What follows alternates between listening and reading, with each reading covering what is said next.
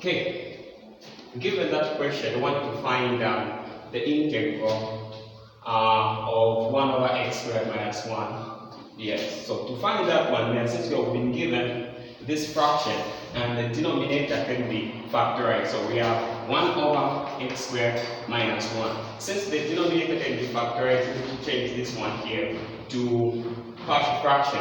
Now, changing this to partial fraction, we know the formula that this is going to be equal to a over, factorizing this is going to be x minus 1, x plus 1, which is difference of 2 squared. So this is going to be equal to x plus 1 plus b over x minus 1. That is the way it's supposed to be. Since this one here is x minus 1 times x plus 1, since we are using difference of 2 squares. Now, we need to find the value of a and b. So to find the values of a and b, this is going to be 1 over x minus 1, x plus 1 is equal to a over x plus 1 plus b over x minus 1. Since we are using the difference of 2 squares there, I can multiply both sides by x minus 1 times x plus 1. So multiplying both sides by x minus 1 times x plus 1, this is going to be x minus 1 times x plus 1.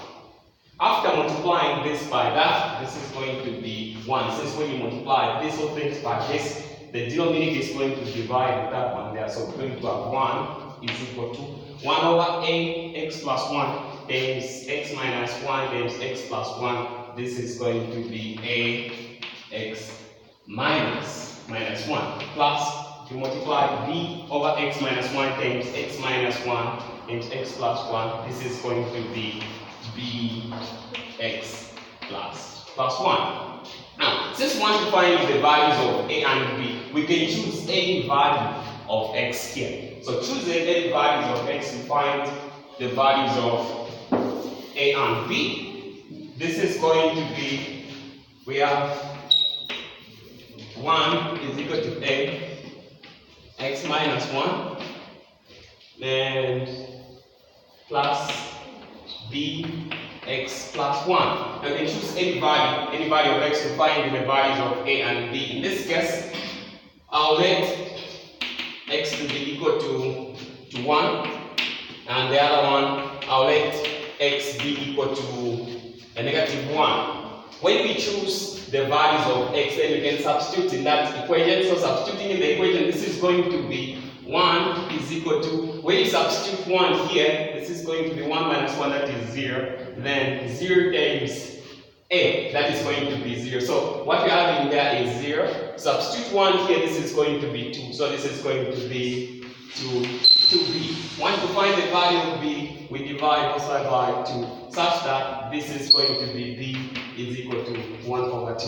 That is the value of b. The value of a, we are going to substitute a negative 1 in this expression. So this is going to be 1 is equal to a negative 1 minus 1 plus this whole thing here will be 0. Multiply this by that, that is going to be a 0. So what you are going to get here is going to be 1 is equal to negative 1 minus 1. That's going to be negative 2a. Then you divide both sides by negative 2, side by negative 2, such that we have a being equal to negative 1 over 2. So we have found the values of a and b. Now, since we have the values of a and b, we want to find the integral. So this whole thing here will be equal to this one here, then substituting the values of a and b. So what you are going to get here will be something like this. Since we know the values of a and b, we're going to substitute the values of a and b here, and this expression will look something like this. So we're going to have value of a is 1 over 2 over x plus 1 plus the value of b, which is 1 over 2 over x minus 1. That's what you're getting. This whole thing here, which is 1 over x squared minus 1, is equal to those partial fractions. Now, we want to find the integral of this one here. So we're going to introduce integral symbol to both sides, and this is going to be the integral of 1 over x squared minus 1 dx is equal to the integral of negative 1 over 2 over x plus 1 dx plus the integral of 1 over 2 over x minus 1 dx. Since we're able to find the integral of this guy here. Now, the way we find the integral here is that we need to differentiate the denominator. If you differentiate the denominator, you get the numerator. Like in this case, if we have the integral of 1 over x dx, the answer there is going to be, when you differentiate this denominator, you get the numerator, which is 1. So this integral is going to be natural log of the base. That is the way it's supposed to be. So in this case, we need to make sure that the moment you differentiate the denominator, you get the numerator. So in this case, if you differentiate the denominator, you get 1. But in the numerator there, we don't have 1. So we need to make this one here to be 1. To make this one to be 1, you need to factorize this one. And this is going to be equal to, so putting this one outside, this is going to be negative 1 over 2 outside, the integral of 1 over x plus 1 dx. Of course, when you differentiate the denominator here, you get the numerator. So here, we're going to say that this is going to be negative 1 over 2, the natural log of the denominator, which is x plus 1. And this is going to be plus, looking at the denominator is x minus 1. Now, having x minus 1, after differentiating x minus 1, you get 1. So you need to make sure that the denominator is 1. To make sure that the denominator is 1, you pull out this denominator, then this is going to be 1 over 2, then the integral 1 over x minus 1 dx.